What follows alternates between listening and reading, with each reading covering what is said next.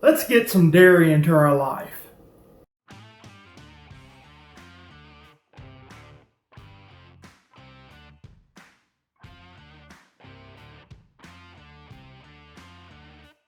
Welcome to the Four Seasons. I'm your host, Ken Johnson. Today, we're doing our Hydra Derry.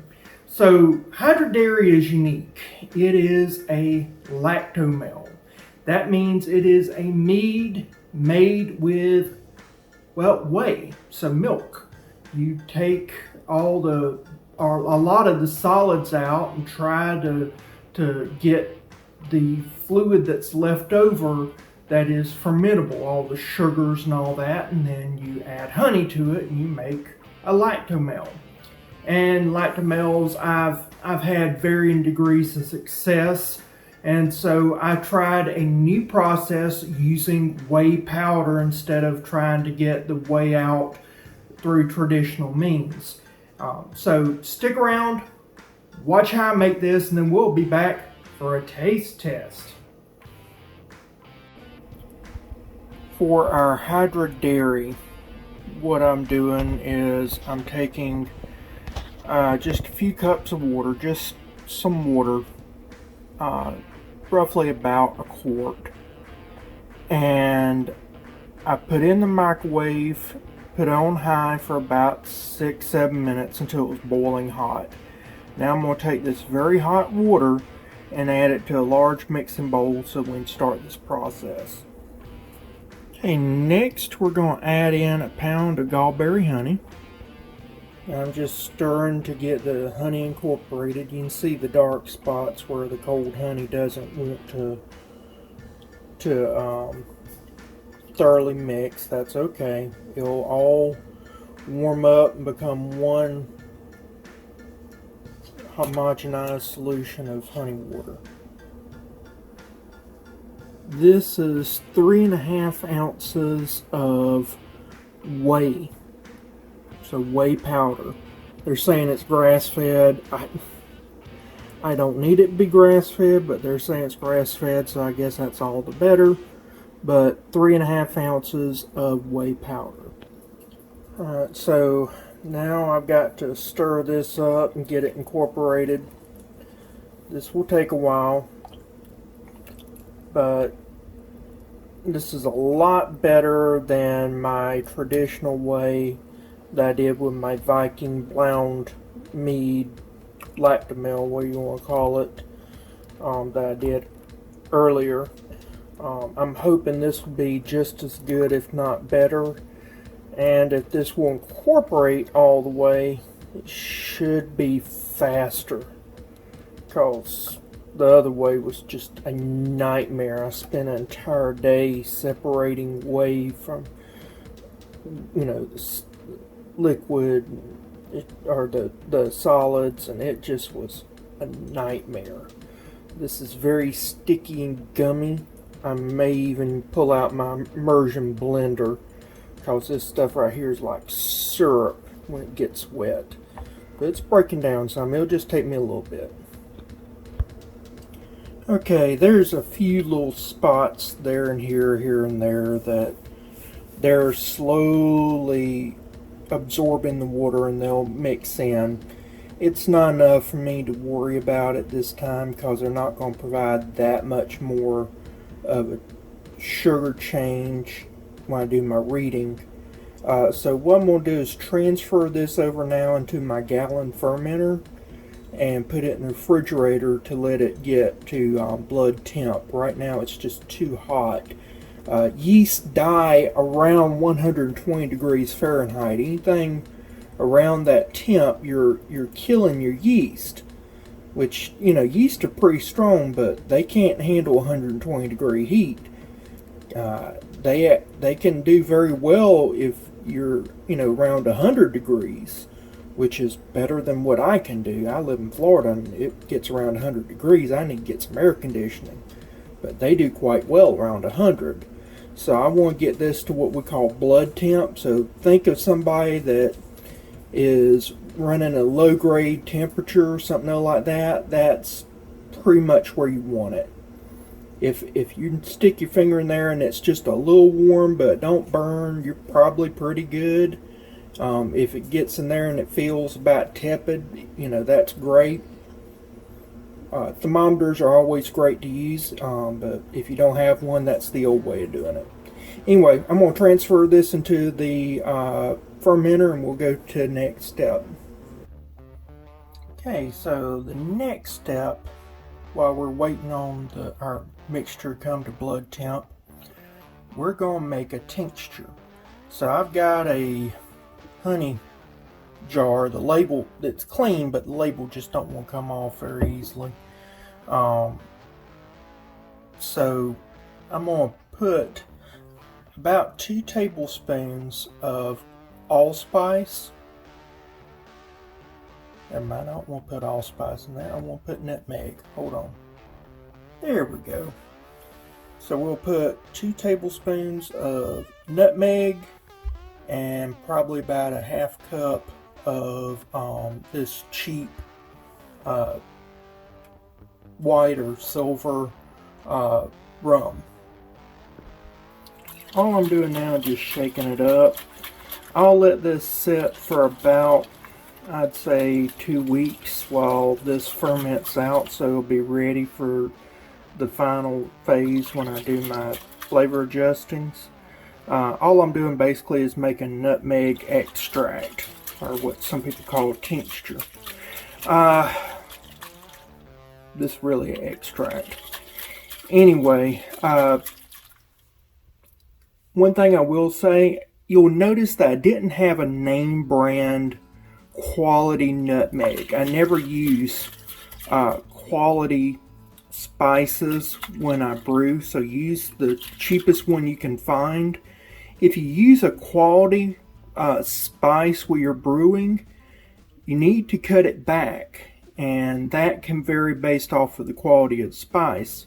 If you get a cheap one, it's going to be pretty consistent. You just have to use a lot, but then you don't have to worry about over seasoning, and that's what I was worried about, because nutmeg can be a very powerful flavor. If you use a quality one, you may only need a teaspoon, and you could easily over season. So get the cheapest nutmeg you can find. I use Sours. It's what the local discount grocery had. So like I said, get the cheapest you got. We're going to let this set for about 2 weeks or until the ferment's done, then we'll add it in at the end. You'll see that.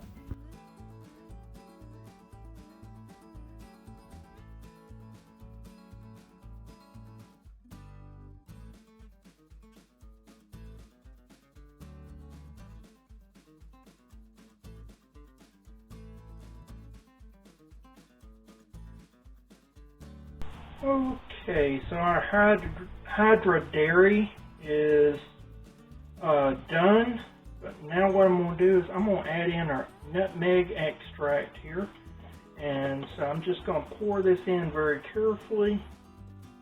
And the idea behind this is that I'm hoping that I will get some type of reaction to where it will start falling out and thinning out some. So I will see you in a moment once I do all that. Okay, so for this Hydra Derry, what I did is actually I transferred it over to a different container because it was overflowing. And so I got a container that will actually hold a little bit over a gallon.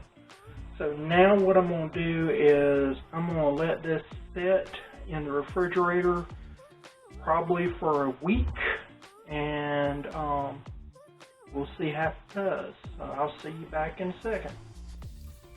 So I am trying a new product today. I've never used Sparkaloid.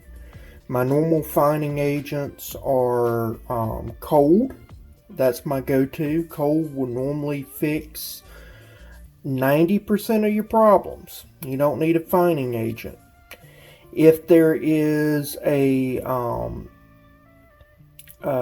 like a fruit groot, some people say adjunct, that you've added, pectin normally works, and that works about 90-something% of the time. If you got a non fruit, groot, adjunct, then gelatin will work with varying degrees of success. Somebody has told me to try sparkleoid. So if you read the instructions on here, it says that you take 1 cup of boiling water, and it's weird, it says boiling water for 5 minutes. So I guess that's just to make sure that everything is good. And then you add, dissolve 1 tablespoon into 1 cup of boiling water and let it sit for 5 minutes. I can't read this morning. Anyway, and then that does 6 US gallons. And you have to wait a week. I don't like, and it's basically using dirt and a flocculating agent. I have a problem with it, even though I know it's food grade, I know it's fine, I know it's safe. But I've been told this is fantastic and I really need to give it a shot. And so in the interest of being fair and open-minded, I've got 2 brews today. Both of them are cloudy. And I'm needing to get this done so I can finish out this mead series. And so that's what I'm doing. So I'm going to show you how I do this. And so I've already got a cup of cold water right here. And I'm going to put it in the microwave and get it boiling hot. And then I'm going to add in 1 tablespoon. I'll divide out the water so that I've got equal amounts. And then I'll add half to one brew and half to the other. So stick around. Okay, now we're just adding this into the boiling hot water.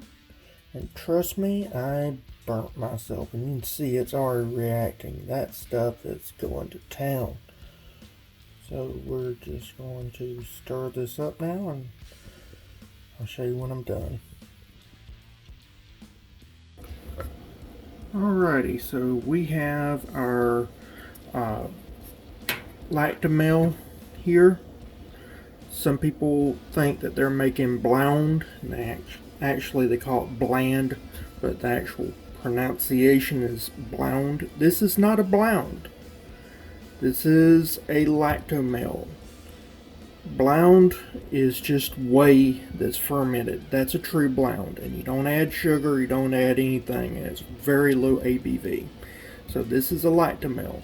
I've had this in the refrigerator, and it's still cloudy. It's on my kitchen counter there, so you can see my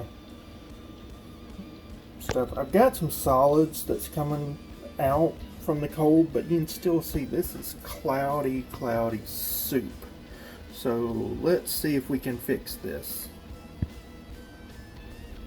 Okay, this is a 1/2 cup solution being added in, and then what I'll do is I'll get a stir. I won't show that on camera, but I'll stir this up, and then we'll let this sit for a week. Yeah, that's the reason why I don't like this fining agent. Not only does it stir everything up that I've been trying to cloud up, but I have to wait a week now at room temperature. Alright, so this is my Hydra Derry. And so it's been 5 days, and the sparkleoid has not worked. I've got 1 inch of sediment here. I've got 1 inch of sediment here. I've got 1 inch, roughly, of clarity here.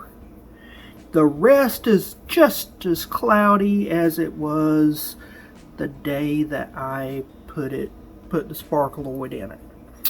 So I'm going to put this in a refrigerator. I'm going to do cold racking, what some people call cold crashing, and see if that helps any. Let's find out. Okay, so we have this hazy mess.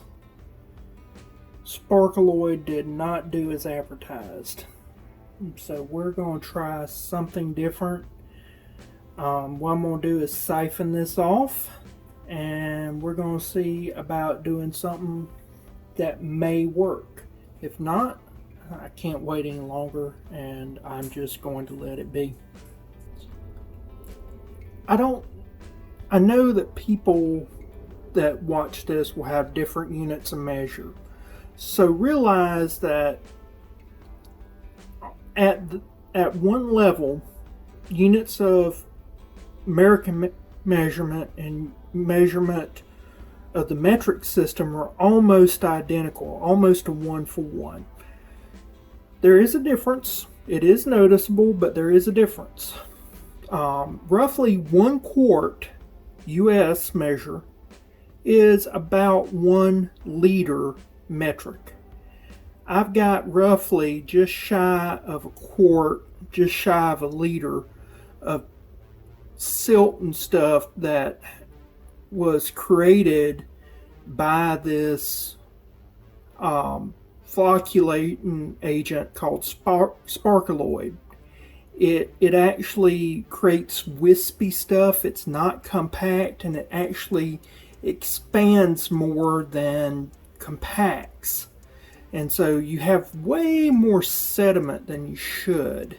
And I've got, it's hard to see here. I'm going to try to get this where you can see it, but there is really 5 different layers. There's a layer here, my thumb is, then there's another layer, then there's another layer, then you got a dark layer. So 1, 2, 3, 4. 1, 2, 3, 4. And then there's another layer there. So 5 layers right there, all distinct, and they're all wispy. So now I'm going to get a clean container, and I'm going to show you how to another flocculating agent. So we're going to try this one. Okay, so this is Firm Fast Dual Fine from LD Carlson. It is the same company that makes Sparkaloid, which is crap. So the way this is supposed to work, as I understand it, you have packet A and you have packet A1 and packet A2. So the way this is supposed to work is that you got Kieselsaal, and you add that in first. And so then once you add in the Kieselsaal, you let it start in, and you let it sit for an hour minimum. So I'm probably going to let this sit a lot longer. This is supposed to be for 5 to 6 gallons, but because this is a liquid and not a powder, I don't have a viable way of storing this. So what's going to happen is I'm going to add packet A1, the Kieselsaal, and that will go in. After I do that, I'll let it sit for at least an hour. It'll probably be 4 or 5 hours. And then, because it's getting about supper time, then I'll add in packet 2, which the second packet is chitosan. And chitosan, I used to work on a marine advisory board, and I tried getting the county to start doing stuff making chitosan. It's a unique chemical. You ought to look it up. You make pseudoplastics that are actually biodegradable and better than regular plastic. There's a lot of good stuff that you can do with it, but in this case it's going to help us with flocculation. So let's add in the Kieselsaal first. Alright, I added in the Kieselsaal. Evidently camera malfunction, I just realized it. So I added in the Kieselsaal. whole packet. Wasn't very much. Now I'm going to cover this with a lid. I'm going to let this sit for about, I don't know, I'd say 4 or 5 hours, maybe less. But this, I'm going to let this just kind of marry, do its thing, and then I'll come back and we'll add in the chitosan. Okay, it's been about 7 hours. Now we're going to add in the chitosan. So chitosan is made from chitin. Chitin is the second most popular polysaccharide found in nature. So basically chitin is the animal kingdom's answer to cellulose. That's the reason why you can take chitosan and mix it with cellulose and get a plastic that is totally biodegradable and does not use petroleum. Kieselsol is made from sand. It's silica dioxide, so it's from quartz. That's the reason why I wanted my area of Florida to produce flocculants, and I was told that I was crazy and uneducated and everything else, but we have an abundance of shellfish farms, things of this nature, and chitosan loves to bond with other chemicals and flocculate stuff out. Kieselsol is one. You can also use lactose for like stormwater stuff, which my area of Florida, we used to one time produce a lot of dairy cattle. So anyway, what I'm going to do now, I'm not going to show up, I'm going to stir this up, and then this should flocculate out in about 2 days, maybe. Hard water, there's a few other things that can cause a problem. We don't have hard water here in Northwest Florida, but there's a lot of compounds in this Hydra Derry that leads me to believe this may not work, but we'll give it a shot. Okay, today is November the 16th. This thing right here, you can tell, I've had it in the refrigerator where I've had it cold racking, what some people call cold crashing. It is not wanting to clear out. It is still murky and cloudy, and nothing has changed. I can't wait on this anymore. I've got another brew today that I need to do. I've got to do a tasting. I've got to do a bunch of different videos. I can't wait on this to clear out anymore. It is what it is. So I'm going to go ahead and siphon this off and we'll go from there. Alright, so it aggravates me no end that I can't produce a clear Lactomel. I'm not going to call it blound. It's not a blound. It's a Lactomel. So there's people like Phil with Facts, Happy Homestead, Gavin Weber. All these people have been able to make a clear Lactomel. For some reason, I can't do it. In fact, there's a gentleman, Chris Sheriff, that he's doing a fantastic one right now. And I'm made up with envy. Anyway, this finished off a little bit too hot than what it needs to be. That means too much alcohol for what I want this brew to have. So I'm adding in some water. And so what I'm doing is I'm adding in 2 cups of water.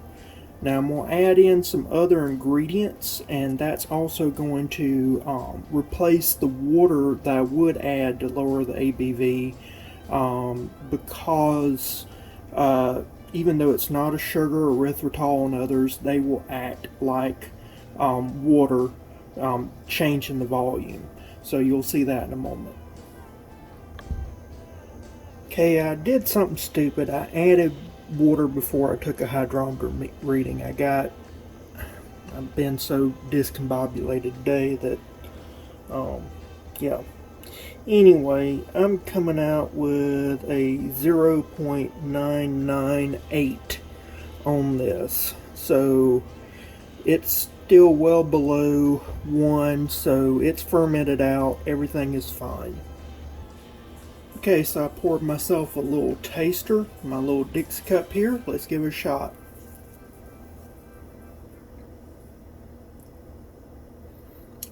Not bad. Kind of got it's got a sour twang to it.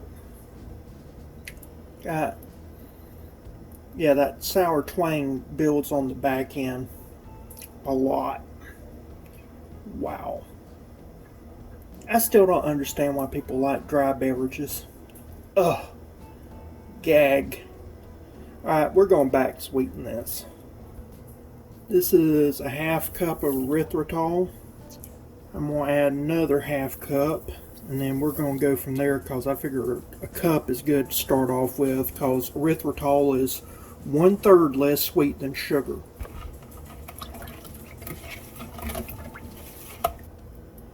Okay, poured me another one, did a little taste. That twang is being cut, but it ain't there. This needs another cup of erythritol.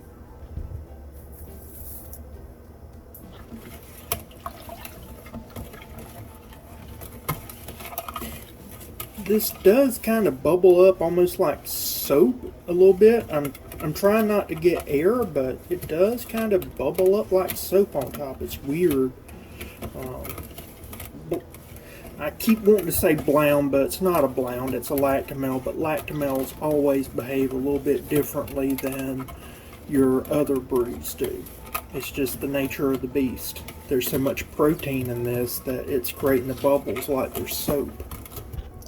Also, in between tastings, I cannot overemphasize this enough. Just drink regular water. Take sips of regular water to cleanse your palate. I'm drinking this now. For the first time ever doing a lactomel, I'm getting the notes of Parmesan that people talk about. It's not unpleasant. It's kind of weird.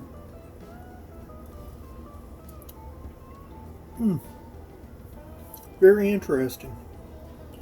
Alright, I'm going to add a 1/4 cup of erythritol, because we're getting at a point now that I'm going to have to start reducing the amount of big portions that I'm doing and go to smaller portions.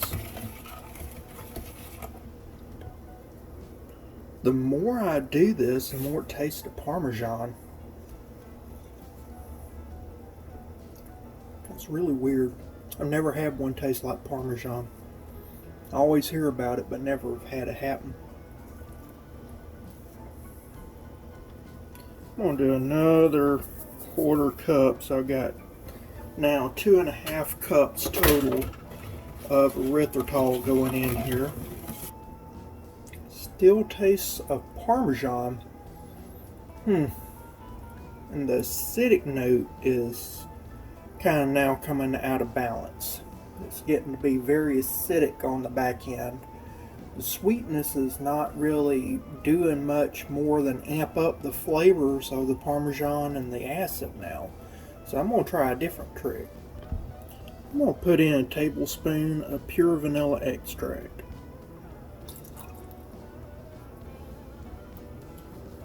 So we're just going to stir this in. Vanilla does something. I've never read anything on the mechanism behind vanilla and why it does it.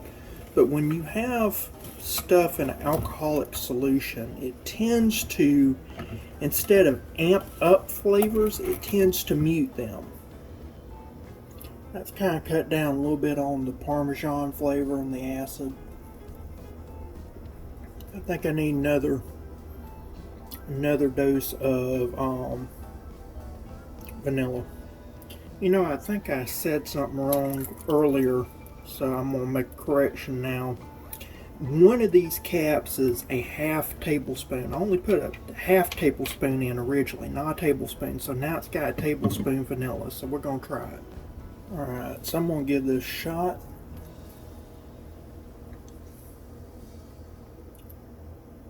Still need some sweetness, but It definitely helped round out that Parmesan. Now, some people are going to be going, well, you're trying to detract from the taste. Well, you know, when you put oak staves into your brews, oak is where we get artificial vanilla from. So you're already doing that. People think, oh, it's the oak that's taken away. Technically it is, but technically it isn't. It's the vanillins. It's the vanillins in the oak that is changing the flavor. And so I'm just using the core product, in this case vanilla extract, instead of doing oak. But I still need to make it a little sweeter. Alright, I'm putting another half cup of erythritol in. Ironically, this is the last of my erythritol, so I'm just better work. Alright, so I've got some poured, tasting it. It's sweet and cheesy, no vanilla flavor.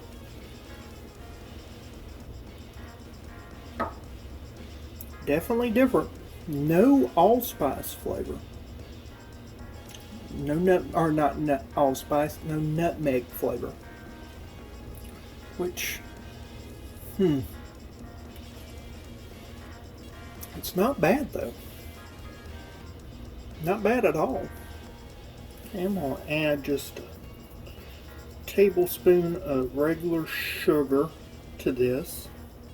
The reason why is I've got enough volume that I can get away with using a tablespoon, and then I'm going to use my brew tablets. The brew tablets, the carbonation tablets, will add additional sugar. But what I've noticed lately is that I'm not getting enough carbonation. That's because I don't have enough sugar going on. And only because I feel that the yeast have been strained to the point that they probably wouldn't do an adequate job of carbonation, I'm going to add in some Red Star Premier Blanc. This is a champagne yeast. I believe it's equivalent to EC1118. Not sure about that, but we're going to stir this in and then bottle. Okay, so we have got 10 bottles right here, and so next thing we're going to do is add some carbonation drops to these. You've seen me do this countless times. All you do is just take one of these and put it in there, and we'll go from there. Now, time to cap. Okay, so all these are capped. Now what I'm going to do is put them into a storage vessel and let them just bottle carbonate. The reason why I put them in a storage container, you can always have a bottle bomb, and it may not be something that you did wrong. It can be due to micro fractures or whatever, but sometimes there's accidents. And the reason why I point out, reason why I hate these bottle cappers, they not only is it hard to get a good seal on them sometimes, this came off the seal when I was bottling it, and so that bottle may have a fracture. It may blow up. So you never know. Anything can happen. So you definitely want to make sure that you have them in a safe storage container, so if something does happen, nobody gets hurt. It's going to be about 2 weeks at least before these will be ready to try, and we'll do a tasting. If you like this content and you haven't already, go ahead and give it a like button. Hit that like button, and then also hit the notification or subscribe and the notification bell so you can be alerted to future content. And I will see you at the tasting. So just a few seconds.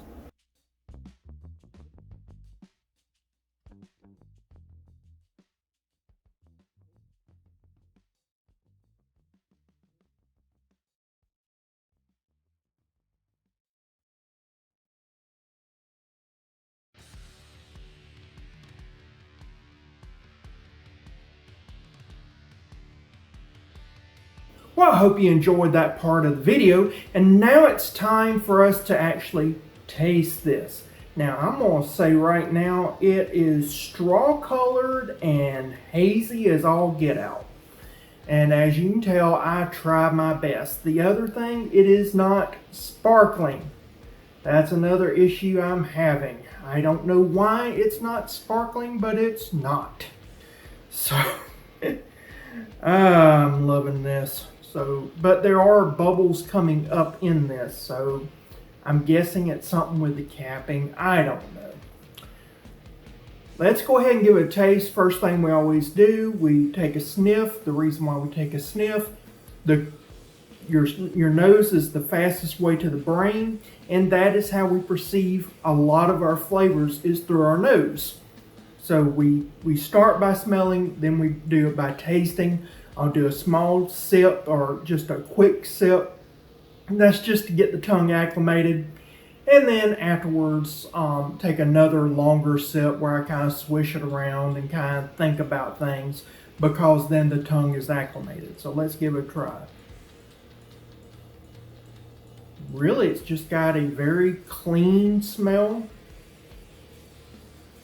Some smell of honey and maybe a light yeast, but nothing much. You don't get real strong sense of yeast or anything of that nature. It's really, really, really light. So let's see how it tastes.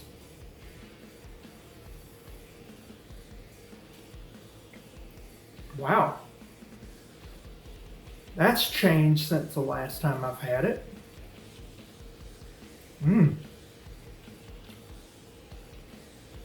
Wow. Wow.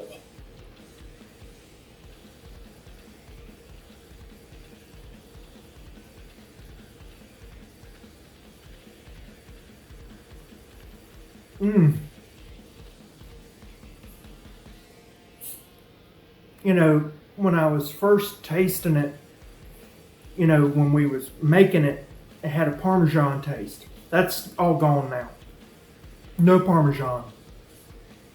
Which, it's amazing that in 2 weeks it went from Parmesan to now something a little bit more complex. I'm thinking that if I let this sit a few months, which normally a hydromel you don't do that, but with this it's got a little higher ABV, so I can do that. I'm kind of thinking that might be the ticket. It has fruity spice notes, but it's hard to tell what the spice is, because that's the allspice, which I really love. And then it's got the fruity notes, and you're like, what is that fruit that I'm tasting? And then it's sweet, and you got just a little bit of honey notes.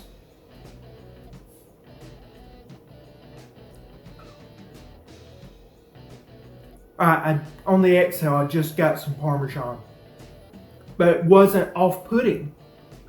It's almost like you've ever had a cheese and fruit platter wine, and you got like some grapes and some parm, maybe an apple.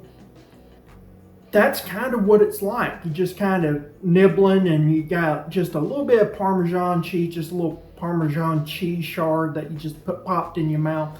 But it's like mostly apple, grape, this neutral fruit sweetness that is coming through. You don't taste any alcohol. There's no taste of alcohol at all. None on the nose. And like the allulose, normally it tastes malty, and it's really off-putting to me, but this time, man, wow. It's almost too sweet. Now that's weird to hear me say, because, but it wasn't when I did it, but now it's verging on being almost too sweet. I could have backed off a little bit, but I'm wondering how that's going to play out later on. But right now, my goodness, I can feel the spices on my tongue. There's a little bit of astringency. I think some astringency, putting some tannin powder in here, might have been the ticket. I didn't want to do too much because you already had the allspice and it's got tannins. And a little acid probably wouldn't hurt. I think a lactic acid, if you can get that, that'd probably be the ticket, because that gives that creamy note and it's kind of subtle. Some citric acid may also work in this. And you know, I don't really talk a lot about citric acid, saying that that's a good thing to use. I have used it, but it's not like the best in the world. But a bright note, that's where you want that little punch. This would be a good study on using different acids, where you take the base and do like 3 or 4 times the amount that I call for in this recipe, and then treat one with citric acid, one with malic acid, one with cream of tartar, which is tartaric acid. And so malic, citric, tartaric, and then lactic. And I think that would be a good case study, that this right here is a good case study in how acids can change the profile of mead. If you ever want to do that, this is the one to do. Now, I'm just loving this.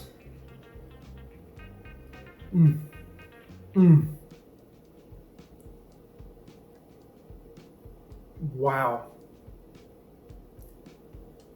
There's tastes of pear. There's no pear in here, but my brain is trying to figure out what these flavors are. And so I'm getting pear, I'm getting grape, I'm getting apple. Minor bits of parm. And a little bit of warming spice, but not too much. You know, I put a ton in here, but not too much. It's just the right amount. Again, really, really sweet, so a little bit more acid punch would really go well with this. But like I also said, I'm thinking in a few weeks to a few months, this is going to change drastically. And if this changes like I think it will, man, this is going to be the drink to have.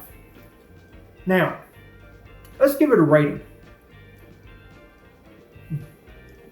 Wet my whistle, and also it's good, so I'm going to have some more. Twofer. Alright, so this is how it works. My rating is pretty much a standard 10-point scale. 10 being the best I've ever had. Cannot make it any better. This is spot on. 5 being anything else, I probably, you know, if there's something else in the cabinet, I probably drink it first. But if there's nothing else in the cabinet, then yeah, I would drink this.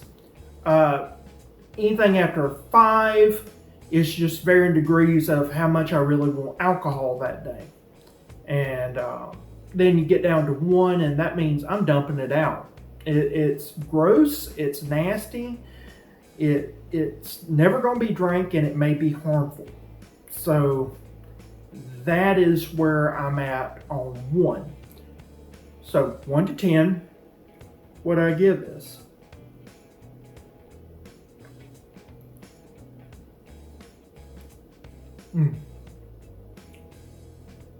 Man, every sip is something different. I'm going to give this a 7. Now, why am I giving it a 7? Because I'm ranting and raving about probably more than I have of any brew lately. So why am I giving it a 7 if I'm loving it so much? I'm giving it a 7 because there is a balance issue. That's where I'm having the problem. There is a balance issue. There needs to be some type of more acid, more astringency, more. It's just a little off kilter. Not much, but just a little bit. So if it had been sparkling, it would be a 9. Okay? But it's not sparkling. And that's a big deal for me. I'm hoping that in 2 months, that whatever happened with the aging process where I'm not getting the effervescence, that if I get the effervescence and it continues to ferment out the way that I think it's heading, I believe in the future this may be a 10 without me doing anything to it. Some brews you can drink straight on. Other brews are for aging. I think this needs to be aged. And a hydromel shouldn't be aged. So 2 months probably is what this needs. But man, already at this stage, I'd be proud to hand it to a friend and say, give this a try. So with that, I would suggest you give this brew a go. Definitely make it. I've had a lot of consternation about this. It is not clear. There's a bunch of people that I know that they make lactomels and they get clear lactomels, and I have never had a clear lactomel. I don't know why. There's a guy that he's on Facebook, Chris Sheriff. He has a lactomel right now that's so gorgeous, it's unreal. And I would love my brew to be like his. I can't say that I don't have the answer to why mine is so cloudy. And every one I've ever done has been that cloudy. So on cloudiness, I don't give points based off cloudiness. I give it off of taste. If this was in a mead competition, I would lose points. This would never win a mead competition because of the cloudiness only. But man, this is so freaking good. So give it a try. And if you haven't already, I know if you stayed this long to hear me rant and rave, that means you probably like the content. So give it a like. Go ahead, hit that notification bell so you can get alerted to future content, because I know you have to be subscribed.